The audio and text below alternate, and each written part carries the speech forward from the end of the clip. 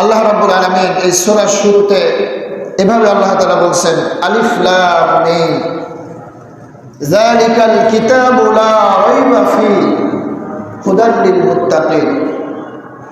আলিফ লাম মিম, এই যে বিচ্ছিন্ন যে হরফ, এগুলিকে বলা হয় আল হরফুল মুকাত্তাআত, বিচ্ছিন্ন হরফ।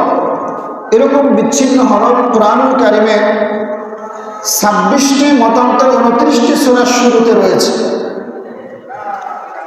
আলিফ লাম মিম র, এরপরে তহা, ইয়াসিন, তসিন, এভাবে করে 29টি মতান্তরে 26টি সূরার শুরুতে এই ধরনের বিক্ষিপ্ত কিছু হরফ আল্লাহ তাআলা দিয়েছেন। এগুলির অর্থের ব্যাপারে তাফসীর বিদগণ বিভিন্ন ব্যাখ্যা যদিও তারা দিয়েছেন, কিন্তু কেউই তাদের ব্যাখ্যার ব্যাপারে চূড়ান্ত সিদ্ধান্ত গ্রহণ করেননি। সর্বসম্মতিক্রমে যেটা কথা সেটা হলো, এই বিচ্ছিন্ন হরফগুলি আল হরফুল মুকাত্তাআত যাকে বলা হয়, এই বিচ্ছিন্ন হরফগুলির ব্যাপারে সর্বসম্মতিক্রমে চূড়ান্ত সিদ্ধান্ত হচ্ছে এটা, আল্লাহু আ'লামু বিমুরাদি, এগুলির ব্যাপারে আল্লাহ রাব্বুল আলামিনই ভালো জানেন। প্রিয় হাজিরিন, তবে কোরআনের প্রতি ঈমান আনার জন্য, ঈমানকে মজবুত করবার জন্য এই বিচ্ছিন্ন হরফগুলির অর্থ জানাটা এটা জরুরি নয়।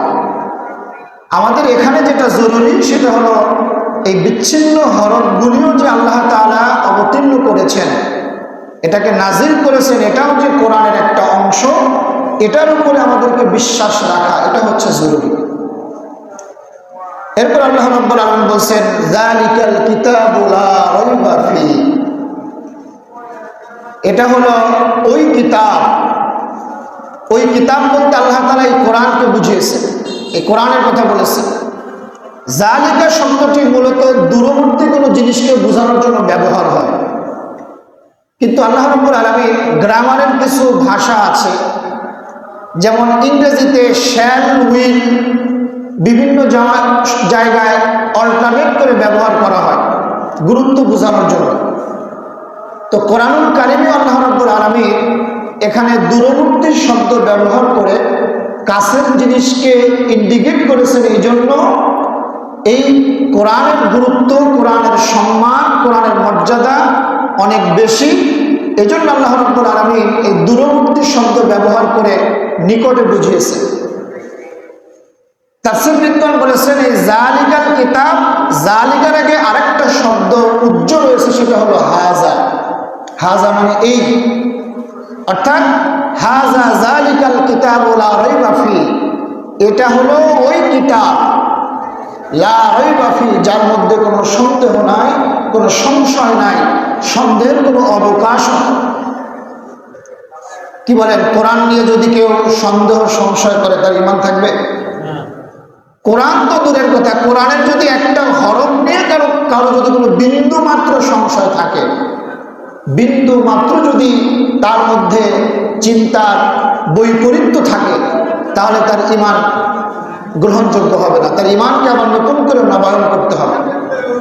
আল্লাহ রাব্বুল আলামিন শুরুতেই কোরআনের এই অকাট্য মর্যাদা, কোরআনের এই বিশুদ্ধতা, কোরআনের গ্রহণযোগ্যতাকে আল্লাহ রাব্বুল আলামিন সাবিত করবার জন্য শুরুতেই আল্লাহ সুবহানাহু ওয়া তাআলা এই ঘোষণা দিয়ে দিলেন, চ্যালেঞ্জ দিয়ে দিলেন, লা রাইবা ফীহি, এটা ওই কিতাব যার মধ্যে কোনো সন্দেহ নাই, কোনো সংশয় নাই, সন্দেহের কোনো অবকাশও নাই।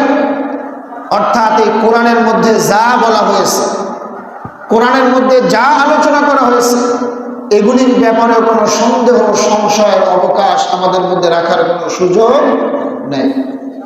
প্রিয় হাজিরিন, কোরআন এমন একটি কিতাব, এটা শুধুমাত্র একটি ধর্মীয় বই নয়, এটা শুধুমাত্র নামাজের তিলাওয়াতের জন্য আল্লাহ তাআলা আমাদেরকে দেন নাই। আল্লাহ রাব্বুল আলামিন এই কোরআন আমাদেরকে দিয়েছেন একটা গাইডলাইন্স হিসেবে, একটা নির্দেশনা হিসেবে, নির্দেশিকা হিসেবে। কারণ আল্লাহ রাব্বুল আলামিন মানুষ সৃষ্টি করেছেন, সুতরাং এই মানুষের জীবন কিভাবে চলবে, মানুষ কিভাবে চললে তার জীবনকে সফল করতে পারবে, সঠিক পথে তার জীবনকে পরিচালিত করতে পারবে, সেই পথ নির্দেশিকা দেখিয়েছে এই কোরআন। এটার মাধ্যমেই আল্লাহ সুবহানাহু ওয়া তাআলা আমাদেরকে সঠিক পথের দিশা দিয়েছে। প্রিয় হাজির, আমরা এটার ঠিক বিপরীত একটা দৃশ্য দেখতে পাই।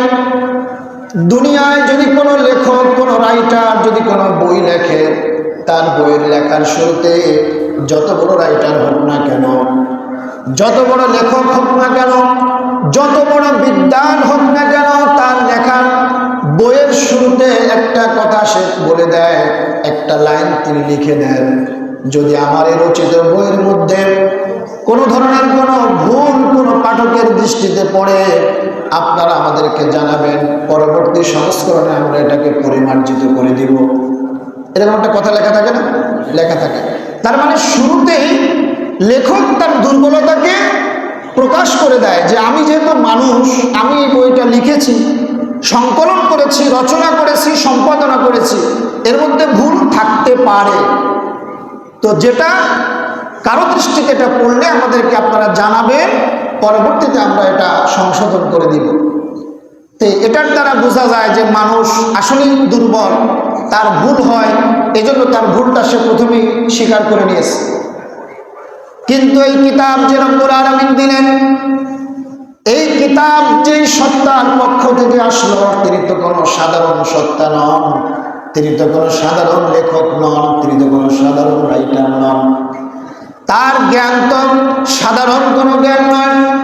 পৃথিবীর যত বড় বিদ্বান, যত বড় জ্ঞানী, যত বড় দার্শনিক, যত বড় সমাজ বিজ্ঞানী বলেন, যা কিছু বলেন না কেন, যত হায়ার এডুকেটেড পার্সন হোক না কেন, তাদের মধ্যে যেই জ্ঞান, যেই মেধা, দক্ষতা, যোগ্যতা দিয়েছেন তিনি হলেন আল্লাহ। সে আল্লাহ রাব্বুল আলামিনের পক্ষ থেকে কোরআন এসেছে। সুতরাং এটা কোনো স্বাভাবিক কোনো সাধারণ গ্রন্থ নয়, সাধারণভাবে কোনো কিতাব নয়। এজন্য আল্লাহ রাব্বুল আলামিন কিতাবের শুরুতে চ্যালেঞ্জ করে দিলেন, লা রাইবা ফি, এটার মধ্যে কোনো সন্দেহ নাই, কোনো ভুল নাই, কোনো সংশয় নাই। সুতরাং এই কিতাবের মধ্যে যতগুলো বিধান দেওয়া আছে, যত বিষয়ে কথা বলা হয়েছে, কোনো একটা বিষয়ে যদি আমি দ্বিধা দ্বন্দ্বে ভুগি, আমার যদি কোনো প্রশ্ন আমার মধ্যে এসে যায়, তাহলে বুঝতে হবে আমার ইমানের মধ্যে ক্যান্সার ধরেছে, ঠিক না? কোরআনের কোনো বিধানের ব্যাপারে যদি আমার মধ্যে দোটানা ভাব আসে, দ্বিধা এসে যায়, প্রশ্ন তৈরি হয়, তাহলে বুঝতে হবে আমার ইমানের মধ্যে ঝামেলা আছে। কারণ আল্লাহ শুরুতেই এটাকে তিনি খোলাসা করে দিয়েছেন যে কোরআনের মধ্যে যা আছে কোনো কিছুর ব্যাপারে কোনো সংশয় করার সুযোগ নাই। কারণ এটা, এই কোরআন এটা দিয়েছেন কে? দুনিয়ার কোনো মানুষের লিখিত গ্রন্থ এটা নয়। এই কোরআন নিয়ে ওই যুগের আরবের মুশরিকেরা, কুরাইশেরা নানানভাবে অপপ্রচার করেছে। তারা মানুষের কাছে নানান ধরনের কথা বলে বেরিয়েছে। তারা বলেছে এটা হলো শয়তানের পক্ষ থেকে মুহাম্মদের কাছে আসে, নাউযুবিল্লাহি মিন যালিক। তারা নানান সময় বলতো এটা জিন মুহাম্মদকে শিখিয়ে দিয়ে যায় কথাগুলো, আর সেগুলো আমাদের কাছে এসে বর্ণনা করে। আবার কখনো কখনো তারা বলতো এগুলি মুহাম্মদ হলো গণক, এগুলি কোনো গণকের কথা। আবার কখনো বলতো মুহাম্মদ হলো একজন কবি, এগুলি কবির বানানো কবিতা। এভাবে নানান কথা বলতে বলতে কোরআনের ব্যাপারে তারা বিভিন্ন অপপ্রচার তারা চালাতো। কিন্তু আল্লাহ রাব্বুল আলামিন সেই মানুষগুলোর, ওই কাফের মুশরিকদের এই যাবতীয় প্রোপাগান্ডার বিরুদ্ধে আল্লাহ রাব্বুল আলামিন একটা চ্যালেঞ্জ ছুড়ে দিলেন, তোমাদের ভাষায় যদি এটা মানুষের তৈরি করা গ্রন্থ হয়। আল্লাহ রাব্বুল আলামিন বললেন, ওয়া ইন কুনতুম ফি রাইবিন মিম্মা নাযালনা আলা আবদিনা ফাতু বিসূরাতিন মিন মিথলিহি ওয়াদউ শুহাদাআকুম মিন দুনিল্লাহি ইন কুনতুম সাদিকিন। হে আরব জাতি, হে কুরাইশ জাতি, হে মুশরিকেরা, ভালো করে শুনে রাখো। এই কোরআন তোমরা বলছো মানুষের তৈরি করা গণকের কথা, কবির কথা, মুহাম্মাদের বানানো কথা। যদি এটা তোমাদের বিশ্বাস হয় তাহলে আমি তোমাদেরকে চ্যালেঞ্জ করে দিলাম, ফাতু বিসূরাতিন মিন মিসলি, এই কোরআন না, এই কোরআনের ছোট্ট সূরার মতো একটা সূরা তোমরা তৈরি করে নিয়ে আসো।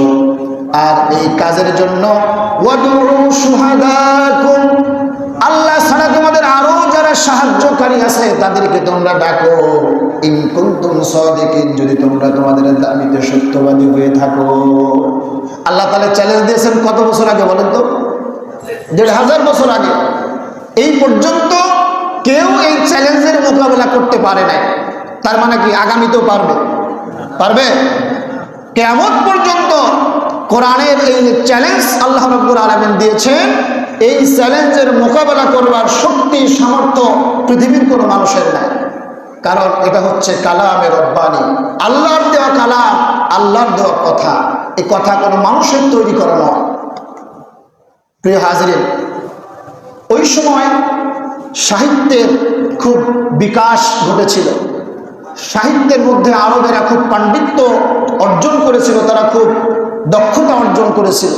তাদের মধ্যে এমন দক্ষতা সম্পন্ন কবি ছিল যারা একটা শব্দ দিয়ে শত শত পংক্তি তারা লিখতে পারতেন।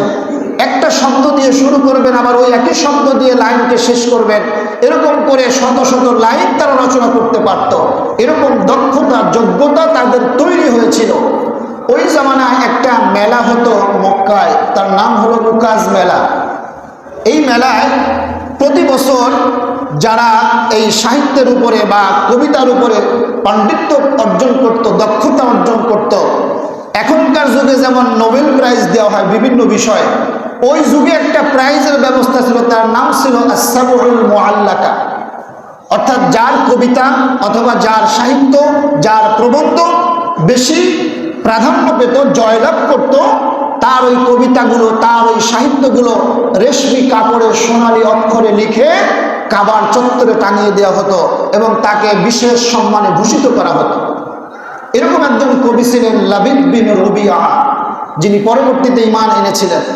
এই হযরত লাবিদ বিন রবিয়া রাদিয়াল্লাহু তাআলা আনহু, তিনি যখন মুশরিক আরবের কুরাইশেরা আল্লাহ রাব্বুল আলামিন যখন এই চ্যালেঞ্জ দিলেন, মুহাম্মদ রাসূলুল্লাহ সাল্লাল্লাহু আলাইহি ওয়াসাল্লাম সূরাতুল কাউসারের 2টা আয়াত, প্রথম 2টা আয়াত লিখে তিনি কাবার চত্বরে টাঙিয়ে দিলেন, ইন্না আ'তাইনাকাল কাউসার ফাসাল্লি লিরাব্বিকা ওয়ানহার। এই 2টা আয়াত টাঙিয়ে দিলেন এবং কাফেরদেরকে চ্যালেঞ্জ দেওয়া হলো, এই যে 2টা আয়াতে কালেমা দেওয়া হয়েছে, এরপরে কোন আয়াতটা আসবে তোমরা পারলে এখানে লিখে দাও।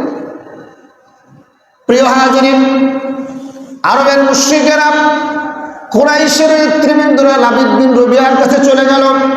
ও লাবিদ বিন রবিয়া, তুমি তো আরবের একজন প্রখ্যাত কবি, তুমি একটা শব্দ দিয়ে শত শত পংক্তি তুমি বানাতে পারো, লাইন লিখতে পারো। আব্দুল্লাহর ছেলে মুহাম্মদ আমাদেরকে চ্যালেঞ্জ ছুড়ে দিয়েছে, এই যে 2টা আয়াত আমাদেরকে লিখে দিয়েছে, এরপরে কোন আয়াতটা বসবে তুমি আমাদেরকে একটু লিখে দাও, তার চ্যালেঞ্জটা আমরা জিতে যাব, আর যদি লিখতে না পারি আমরা তার চ্যালেঞ্জে হেরে যাব। লাবিদ বিন রবিয়া সামনে আয়াতগুলো নিলেন, তিনি বারবার পড়তে লাগলেন, বারবার তিনি তেলাওয়াত করতে লাগলেন, বারবার তিনি পড়লেন, ইন্না আ'তাইনাকাল কাউসার ফাসাল্লি লিরাব্বিকা ওয়ানহার। তিনি বারবার পড়তে লাগলেন। তার কপালের মধ্যে চিন্তা রেখা ফুটে উঠল। তিনি লোকদের কাছে কলম চাইলেন, মানুষেরা উল্লাসিত হয়ে গেল।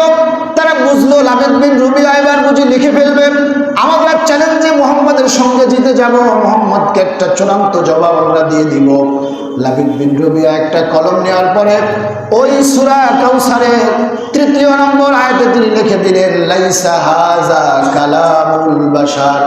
ও আরবের মানুষেরা তোমরা শুনে রাখো, এই যে উপরে 2টা লাইন, 2টা পংক্তি, 2টা আয়াতে কালিমা লেখা হয়েছে, এটা মানুষের তৈরি করা কোনো কালাম নয়, বাণী নয়, এটা নিঃসন্দেহে একটা ঐশী বাণী। সুবহানাল্লাহ। এটা হলো সেই কোরআন, যেই কোরআনের ব্যাপারে আল্লাহ বলছেন লা রাইবা ফি, এর মধ্যে কোনো সন্দেহ নাই, কোনো অবকাশ করা যাবে না। সন্দেহ করা তো দূরের কথা, কোনো সংশয় আমাদের মধ্যে আনা যাবে না। আল্লাহ রাব্বুল আলামিন কোরআনুল কারীমের শুরুতেই কোরআনের ব্যাপারে আমরা যেন কোনো হেজিটেশন ফিল না করি, আমরা যেন কোনো দোটানায় না ভুগি, দমনা ভাব যেন আমাদের তৈরি না হয়। এই জন্য আল্লাহ তাআলা শুরুতেই ঘোষণা দিয়ে দিলেন যে কিতাব এরকম কোনো কিতাব নয়, এটা হলো সেই কিতাব লা রাইবা ফি, যার মধ্যে কোনো সন্দেহ নাই। এখন এই কিতাব, এই কোরআন, এটা আল্লাহ রাব্বুল আলামিন কি জন্য দিয়েছেন? রব্বুল আলামিন বলেন কিতাবুন আনজালনাহু ইলাইকা লিতুখরিজান নাস মিনাজ যুলুমাতি ইলান নূর। আল্লাহ তাআলা বলেন কিতাবুন আনজালনাহু ইলাইকা লিতুখরিজান নাস, কিতাব আমি আল্লাহ এজন্যই তোমাদেরকে অবতীর্ণ করেছি মিনাজ যুলুমাতি ইলান নূর লিতুখরিজান নাসা মিনাজ যুলুমাতি ইলান নূর, যে মানুষগুলো অন্ধকারের মধ্যে আছে তাদেরকে আলোর পথে নিয়ে আসবে। তার মানে কি? অন্ধকার মানে কি রাতের অন্ধকার? না, এটা রাতের অন্ধকার নয়, এটা হচ্ছে জ্ঞানের অন্ধকার, জ্ঞানের দৈন্যতা। যার সামনে সুস্পষ্ট কোরআন থাকার পরেও, আল্লাহর দেওয়া বিধান, স্পষ্ট বিধান থাকার পরেও যারা সেই বিধানকে উপেক্ষা করে তারা হলো মূর্খ জ্ঞানী, তারা হলো মূর্খ পণ্ডিত কোরআনের ভাষায়। কারণ আল্লাহর দেওয়া কোরআন এটা হচ্ছে সব থেকে বড় জ্ঞানের উৎস, জ্ঞানের ভান্ডার। এটা হচ্ছে হুদা, এটা হচ্ছে পথ প্রদর্শক। একজন অন্ধকে যেমন, একজন অচেনা ব্যক্তিকে যেমন আলোর মাধ্যমে রাতের বেলায় অন্ধকারের পথ দেখানো হয়, ঠিক তেমনি ভাবে একজন অন্ধকার, জ্ঞানের অন্ধকার আচ্ছাদিত ব্যক্তিকে এই কোরআনের আলো দ্বারা পথ নির্দেশ করে আল্লাহ রাব্বুল আলামিন নবীদের মাধ্যমে এই মানুষগুলিকে জান্নাতের পথ দেখিয়ে জান্নাতে নিয়ে যেতে চান। সুবহানাল্লাহ। প্রিয় হাজিরিন, আল্লাহ রাব্বুল আলামিন বলছেন হুদাল লিল মুত্তাকিন, এই কোরআন থেকে হেদায়েত পাবে তারা যারা মুত্তাকি, যারা খোদা ভীরু, যারা আল্লাহ ভীরু, যাদের অন্তরে আল্লাহর ভয় রয়েছে। এখন কোরআন থেকে কারা হেদায়েত পাবে? এটা যে কেউ কোরআন থেকে হেদায়েত নিতে পারবে না। কোরআন থেকে হেদায়েত নেওয়ার জন্য আপনার মন, মগজ, চিন্তা, চেতনা আপনাকে সেই মানে উন্নীত করতে হবে। আপনাকে রবীন্দ্রনাথের চশমা পরে আপনি কোরআন বুঝতে পারবেন না। রবীন্দ্রনাথের ওই চশমা পরে শান্তিনিকেতনের বাণী মাথার মধ্যে নিয়ে আপনি কোরআন বুঝতে পারবেন না। আপনাকে কোরআন বুঝতে হলে রসুলের খাঁটি উম্মত নিজেকে বানিয়ে সাদা চোখ দিয়ে আবু বকরের মতো ঈমান ধারণ করে আপনাকে কোরআন বুঝতে হবে, তাহলে কোরআন আপনাকে হেদায়েত দেবে। দেখেন, একই কোরআন আল্লাহ রাব্বুল আলামিনের রসুল পেশ করেছেন। আবু বকর রাদিয়াল্লাহু তাআলা আনহু ঈমান এনেছেন, তার ঈমান বৃদ্ধি পেয়েছে, কিন্তু অন্যদিকে আবু জাহেল, তার ঈমান আরো ধ্বংস হয়েছে, তার মধ্যে শয়তানি বেড়ে গিয়েছে। হযরত আবু বকর রাদিয়াল্লাহু তাআলা আনহুর ঈমান বেড়েছে, আর উল্টা দিকে আবু জাহেলের তার শয়তানি বেড়ে গিয়েছে। তাহলে একই কোরআন দুইজন মানুষের মধ্যে দুই ধরনের প্রতিক্রিয়া হলো, দুই ধরনের রিয়াকশন হলো। কেন? কারণ এটা হলো জ্ঞানের বিষয়, বুঝা না বুঝার বিষয়। আবু জাহেল জানতো কোরআন সত্য, নবী যা বলছে সব সত্য, একটাও কোনো বানানো কথা নয়, এটা আল্লাহর পক্ষ থেকে বাণী। কিন্তু নিজের শেয়ার গদি হারানোর ভয়ে, নিজের ক্ষমতা হারানোর ভয়ে, নিজের যতদিন মাতবাড়ি সর্দারি করেছে এগুলি হারানোর ভয়ে সে কখনো এটাকে সত্য বলে স্বীকৃতি দেয়নি। যে জেনে বুঝে সত্যকে লোপাট করে, সত্যকে মিথ্যা বলে আখ্যায়িত করে, সত্যকে গোপন করে, আল্লাহ রাব্বুল আলামিন বলেছেন ওয়ামান কাতামা শাহাদাতান ইনদাহু মিনাল্লাহ, যার কাছে আল্লাহর পক্ষ থেকে সত্য থাকার পরেও সে সেটাকে গোপন করে, সে হচ্ছে বড় জালিম, সে হচ্ছে অত্যাচারীর স্বামী। সুতরাং সত্য যেটা আমার কাছে আছে সেটাকে প্রকাশিত করে দিতে হবে। এটাই হলো মুমিনের বৈশিষ্ট্য। হযরত আবু বকর সিদ্দিক রাদিয়াল্লাহু তাআলা আনহু, হযরত ওমর ইবনুল খাত্তাব, হযরত ওসমান, হযরত আলী রিদওয়ানুল্লাহি তাআলা আলাইহিম আজমাইন, যারা ঈমান এনেছেন তারা ঈমান আনার চেতনা তাদের মধ্যে ছিল, কোরআনকে জানার আগ্রহ তাদের মধ্যে ছিল, সত্যকে জানার আগ্রহ আকাঙ্ক্ষা তাদের মধ্যে ছিল বিধায় আল্লাহ রাব্বুল আলামিন তাদেরকে ঈমান নামক দৌলত দান করেছেন। আজকেও যদি আমরা কেউ কোরআনকে বুঝতে চাই, কোরআন থেকে যদি সমাধান নিতে চাই, কোরআন থেকে যদি হেদায়েত নিতে চাই, তাহলে কোরআন আমাদের জন্য হেদায়েত দিবে। এটা আল্লাহ রাব্বুল আলামিনের ঘোষণা। কারণ এই কোরআন এটা নির্দিষ্ট কোনো গোষ্ঠীর জন্য নয়, এই কোরআন শুধুমাত্র ওই আরবের মুসলমানদের জন্য নয়, এ কোরআন শুধুমাত্র মুসলমানদের জন্য নয়, এ কোরআন নির্দিষ্ট কোনো জাতির বা বর্ণের জন্য নয়, কোরআনের ভাষা হচ্ছে হুদাল লিন্নাস, এটা মানুষের হেদায়েত। মানুষ বলতে মানুষ পদবাচ্যে বিবেচিত বলতে যাদেরকে বোঝায়, এমন যত মানুষ পৃথিবীতে আছে এমন প্রত্যেকটা প্রাণীর জন্যই এই কোরআন হচ্ছে একটা হেদায়েতের বাণী। সুতরাং প্রিয় হাজিরিন, আমরা যদি কোরআন থেকে হেদায়েত দিতে চাই, 1 নম্বরের শর্ত আমাদেরকে মুত্তাকি হওয়া লাগবে। ইমানদারের তো অবশ্যই মুত্তাকি মানে হলো আল্লাহ ভীরুতা হৃদয়ের মধ্যে সবসময় ধারণ করতে হবে, আল্লাহর ভয় সবসময় জাগ্রত রাখতে হবে। এখন মুত্তাকি কারা? হযরত আব্দুল্লাহ ইবনে মাসউদ রাদিয়াল্লাহু তাআলা বলেছেন, যে ব্যক্তি সার্বক্ষণিক আল্লাহর ভয়কে নিজের দিলের মধ্যে জারি রাখে, নিজের মনের মধ্যে জারি রাখে এবং হারাম থেকে বেঁচে চলে, হারাম থেকে বেঁচে হালালের পথে চলে, ওই ব্যক্তি হলো মুত্তাকি। আবার হযরত ওমর রাদিয়াল্লাহু তাআলা আনহু কোরআনের ব্যাপারে পণ্ডিত, কোরআনের গবেষক, বিশিষ্ট সাহাবী হযরত উবাই বিন কাব রাদিয়াল্লাহু তাআলা আনহুকে জিজ্ঞাসা করেছিলেন, ভাই কাব, বলো দেখি মুত্তাকি কাকে বলে, তাকওয়াটা কি জিনিস? হযরত কাব তখন ডেকে বললেন, ভাই ওমর, আপনি আগে আমার একটা প্রশ্নের জবাব দেন। আপনি কি কখনো এমন কোনো রাস্তা দিয়ে হেঁটেছেন যেই রাস্তাটা সংকীর্ণ, সরু রাস্তা, চিকন রাস্তা, যার 2 ধার দিয়ে কাঁটাযুক্ত গাছ রয়েছে? হযরত ওমর বললেন, হ্যাঁ, আমি রাস্তা অতিক্রম করেছি। হযরত উবাই বিন কাব ডেকে বললেন, ওই রাস্তাটা আপনি কিভাবে অতিক্রম করলেন? হযরত ওমর রাদিয়াল্লাহু তাআলা ডেকে বললেন, ওই রাস্তাটা যখন আমি পার হয়েছি সতর্কতার সঙ্গে, খুব সাবধানতার সঙ্গে, আমার গায়ের কাপড়গুলো আঁটোসাঁটো করে আমি ওই জায়গাটা অতিক্রম করেছি। হযরত উবাই বিন কাব ডেকে বললেন, ওমর, এটাই হলো তাকওয়ার উদাহরণ। এই দুনিয়ায় চতুর্দিকে পাপ, কালিমার নানান ধরনের অপরাধ, নানান ধরনের মোহ মায়া চতুর্দিকে ছড়িয়ে আছে। যে ব্যক্তি মুত্তাকি, সে অমনিভাবে নিজেকে খুব সন্তর্পণে গুনাহ থেকে বাঁচিয়ে নিজের জীবনকে পরিচালনা করে। যে ব্যক্তি এই কাজগুলো এভাবে করে, সেই হলো মুত্তাকি। সুবহানাল্লাহ। তাহলে এই মুত্তাকি আমাদেরকে হওয়া লাগবে। নিজের জীবনকে পাপ থেকে বাঁচিয়ে রাখতে হবে, হারাম থেকে বাঁচিয়ে রাখতে হবে, সার্বক্ষণিক আল্লাহর ভয় নিজের অন্তরের মধ্যে জাগ্রত রাখতে হবে। ওই ব্যক্তি হলো মুত্তাকি। প্রিয় হাজিরিন, তাহলে মুত্তাকি হলে আমরা কোরআন থেকে হেদায়েত দিতে পারবো। আর মুত্তাকি হওয়ার জন্য এখানে আল্লাহ রাব্বুল আলামিন মুত্তাকির 5টা গুণ বর্ণনা করেছেন।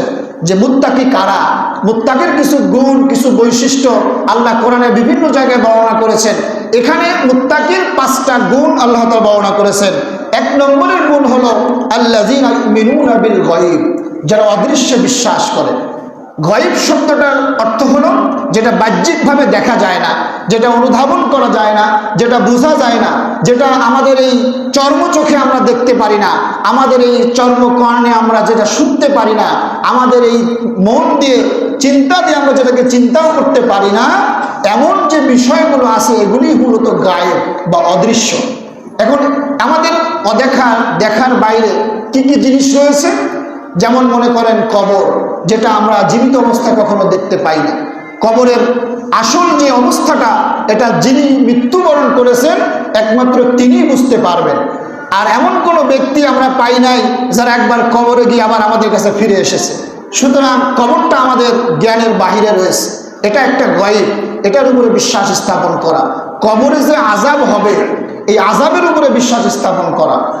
এরপরে হাসর, মিজান, সিরাত, আখিরাতের প্রত্যেকটা ধাপ, সর্বশেষ জান্নাত এবং জাহান্নাম, এই যে বিষয়গুলো, এই বিষয়গুলোর উপরে যারা ইয়াকিন রাখবে, যারা বিশ্বাস রাখবে, কোনো ধরনের কোনো প্রশ্ন ছাড়া, কবরে কি হবে, কিভাবে হবে, আখিরাতে কেমনে হবে, বিচার কেমনে করবে আল্লাহ, এই যে এত ধরনের নানান প্রশ্ন, নানান ধরনের চিন্তা, অহেতুক চিন্তা চেতনা আমাদের মধ্যে আসে, এটা হলো আমাদের ঈমানের দুর্বলতা।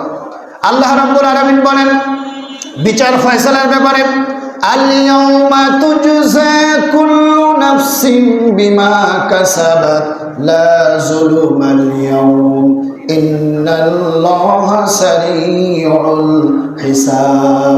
আল্লাহ তাআলা বলেন, আল-ইয়াওমা তুজজা কুল্লু নাফসিন বিমা কাসাবাত, আজকে হলো হিসাবের দিন, প্রতিফল দিবসের দিন।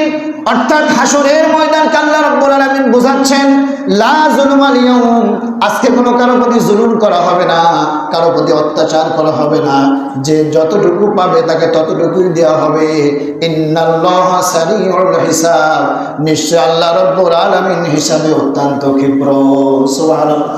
তাহলে আল্লাহ রাব্বুল আলামিনের সক্ষমতা নিয়ে আমাদের কোনো প্রশ্ন করার কোনো সুযোগ নাই।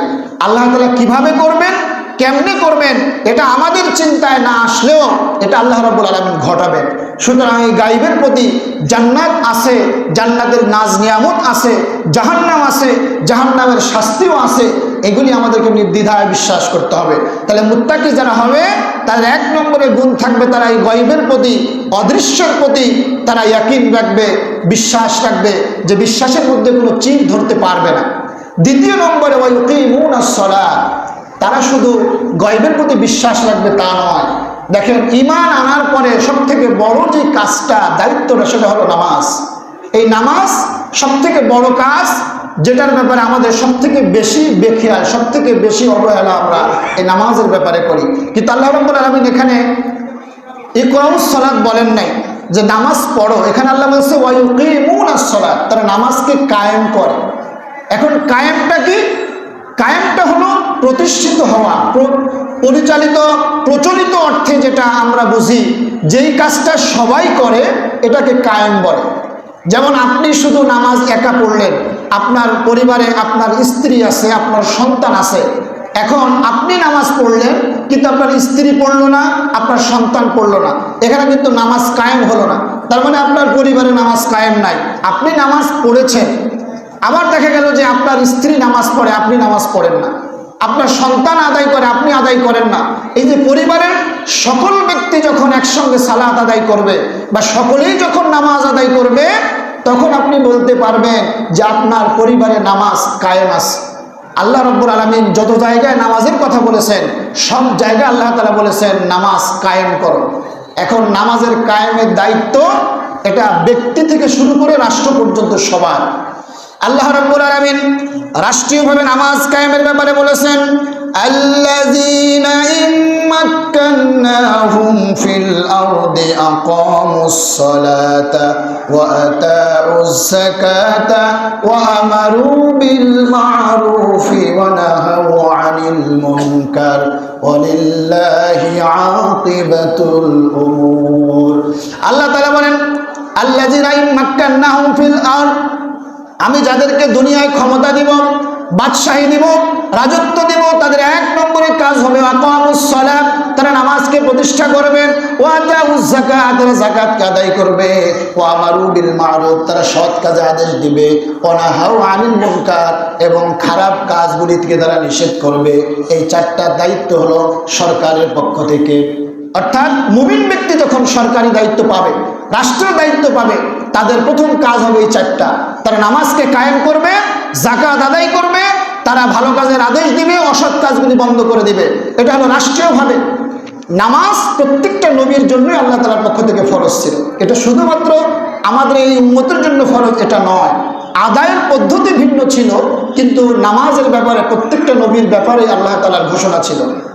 যেমন হযরত মুসা আলাইহিস সালামকে আল্লাহ তাআলা তুয়া প্রান্তরে যখন ওহী দিলেন, আল্লাহ তাআলা তখন মুসা আলাইহিস সালামকে ডেকে বললেন, ইন্নানি আনাল্লাহ লা ইলাহা ইল্লা আনা ফা'বুদনি ওয়া আকিমিস সালাতা লিযিকরি।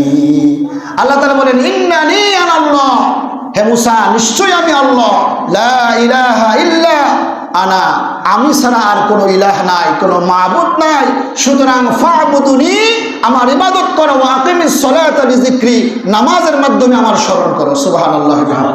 তাহলে এই ঘোষণা এটা শুধুমাত্র নবী মুহাম্মদের উপরে আল্লাহ তাআলা দেন নাই, এটা অন্যান্য নবীদের উপরেও আল্লাহর পক্ষ থেকে নামাজের হুকুম ছিল।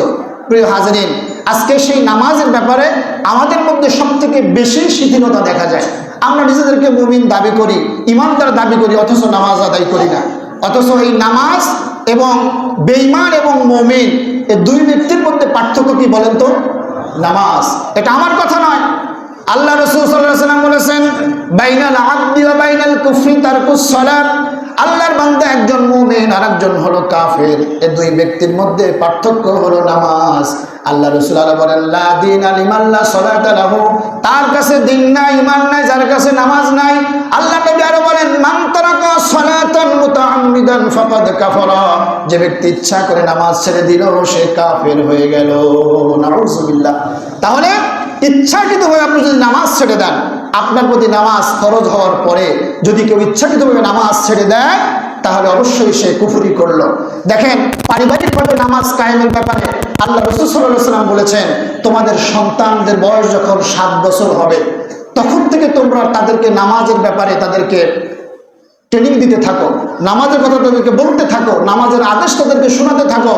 যখন তাদের বয়স 10 হবে তাদের বিছানাকে আলাদা করে দাও, নামাজের ব্যাপারে তাদেরকে কঠিন সিদ্ধান্ত জানিয়ে দাও, প্রয়োজনে তাদেরকে প্রহার করো।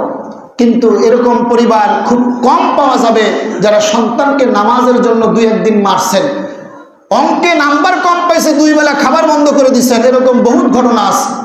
রেজাল্ট খারাপ করছে, ঘরে ঢুকতে দেয় নাই, বাড়ি থেকে বের করে দিয়েছে, এরকম অনেক পরিবার পাওয়া যাবে। কিন্তু এখন তো নামাজ না পড়ার কারণে 1 বেলা খাবার বন্ধ করছে, এরকম বাবা মা খুব কমই পাওয়া যাবে। প্রিয় হাজিরিন, ওই সমস্ত নামাজি বাবা মার জন্য একটা দুঃসংবাদ শুনিয়ে দিই। কাল কিয়ামতের ময়দানে আপনি মনে করতেছেন যে আমি তো নামাজ 5 ওয়াক্তের জায়গায় 6 ওয়াক্ত পড়ি, তাহাজ্জুদ আমার মিস নাই, কিন্তু আপনার সন্তানটা আপনার পাশে যে পড়ে পড়ে ঘুমায়, আপনি ফজরে তাকে ডাকেন না, নামাজে আপনি তাকে ডাকেন না।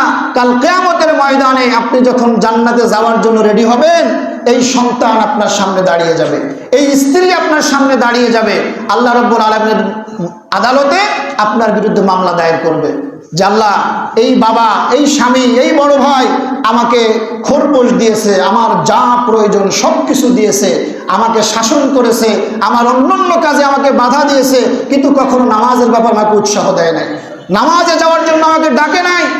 প্রিয় ভাইয়েরা, আপনাদেরকে একটা প্রশ্ন করি, মনে করেন আপনার ঘরে আগুন লেগে গেছে, আপনার সন্তানটা ঘুমাচ্ছে, এখন কি আপনার সন্তানকে ঘুম থেকে জাগাবেন না আগুনে পুড়তে দিবেন?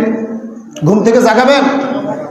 আপনার সন্তানের আরামের ঘুম নষ্ট হয়ে যাবে, আপনি এজন্য ফজরে ডাকেন না, অথচ দুনিয়ার একটা আগুনের ভয় আপনি সন্তানকে ডাকাবেন, অথচ আপনার সন্তান এই যে নামাজ না পড়ে যে জাহান্নামের আগুনগুলো জ্বালাচ্ছে, যেই আগুন পৃথিবীর থেকেও 70,000 গুণ বেশি ক্ষমতা সম্পন্ন, তাহলে আপনি আপনার সন্তানকে সে জাহান্নামের আগুনে কেন ঠেলে দিচ্ছেন?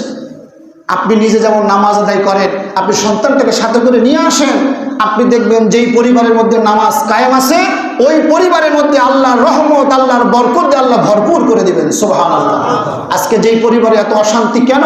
কারণ পরিবারের মধ্যে আল্লাহর কোনো নাম নাই, তেলাওয়াত নাই, ঘরের মধ্যে কিচ্ছু নাই। আল্লাহ রাসূল বলেছেন লা তাজআলু বুয়ুতাকুম, তোমরা তোমাদের ঘরটা কবরস্থান বানিও না। অর্থাৎ যেই কবরস্থান যেমন নীরব থাকে, এরকম যেন নীরব না হয় তোমাদের ঘরটা, ঘরে যেন কোরআনের তেলাওয়াত হয়, নামাজের ইকামত হয়। এজন্য আপনারা চেষ্টা করবেন, যারা পুরুষ আছেন অতিরিক্ত নামাজগুলো ঘরে আদায় করার চেষ্টা করবেন। মা বোনদেরকে বলবেন নামাজ পড়ার জন্য। দুঃখের বিষয়, আগেরকার দিনে দেখা যেত গ্রাম অঞ্চলে ফজরের পরে যদি রাস্তায় বের হওয়া হতো তাহলে বাড়ির পাশ দিয়ে গেলে বোঝা যেত কোনটা মুসলমান বাড়ি আর কোনটা হিন্দু বাড়ি। আমাদের মুসলিম মায়েরা সুললিত কণ্ঠে ফজরের পরে কোরআন তেলাওয়াত করতেন, কোরআনের আওয়াজগুলি ভেসে আসতো। কিন্তু দুঃখের বিষয়, আমরা এতটাই স্মার্ট হয়েছি, এতটা ডিজিটাল হয়েছি যে আজকাল আর আমাদের 10টার আগে কারো ঘুম ভাঙে না। দুঃখের বিষয়। অথচ আল্লাহ রাসূল সাল্লাল্লাহু আলাইহি সাল্লামের নামাজের ব্যাপারে তিনি সর্বশেষ যেই কথাটা বলেছেন সেটা ছিল নামাজ। প্রিয় হাজিরিন, মানুষ মৃত্যুর আগে তার আপনজনদের ব্যাপারে কথা বলে, নানান বিষয় মানুষকে পরামর্শ দেয়, তার ওসিয়ত করে যায়। কিন্তু আল্লাহ রাসূল সাল্লাল্লাহু আলাইহি ওয়াসাল্লাম যখন তিনি মৃত্যুবরণ করবেন, মালাকুল মউত দাঁড়িয়ে আছেন, তখন তিনি তার নিজের কন্যার কথা বললেন না, নাতির কথা বললেন না, জামাইয়ের কথা বললেন না, তিনি একটা মাত্র 2টা বিষয়ের কথা বললেন। একটা হলো আসসালাত, আসসালাত ওয়া মা মালাকাত আইমানুকুম, ওয়া আমার উম্মতেরা নামাজ, নামাজ, নামাজ ছেড়ে দিও না, আর তোমার অধীনস্থ যারা থাকবে তাদের সঙ্গে ভালো আচরণ করবে। সুবহানাল্লাহ। প্রিয় হাজিরিন, আজকে এই পর্যন্তই। এই নামাজ যেন আমরা ছেড়ে না দেই। মুত্তাকিদের জন্য 2য় নম্বরের বৈশিষ্ট্য, নামাজ নিজে পড়বে, পরিবার, সমাজ, ব্যক্তি, রাষ্ট্র পর্যন্ত নামাজকে কায়েম করতে হবে। আল্লাহ রাব্বুল আলামিন আমাদের সকলকে মুত্তাকি হওয়ার জন্য, কোরআন থেকে হেদায়েত নেওয়ার জন্য, মুত্তাকি হয়ে যে গুণগুলো অর্জন করা দরকার এই গুণগুলো অর্জন করার তৌফিক আল্লাহ তাআলা আমাদেরকে দান করুন। সকলে বলি আমিন।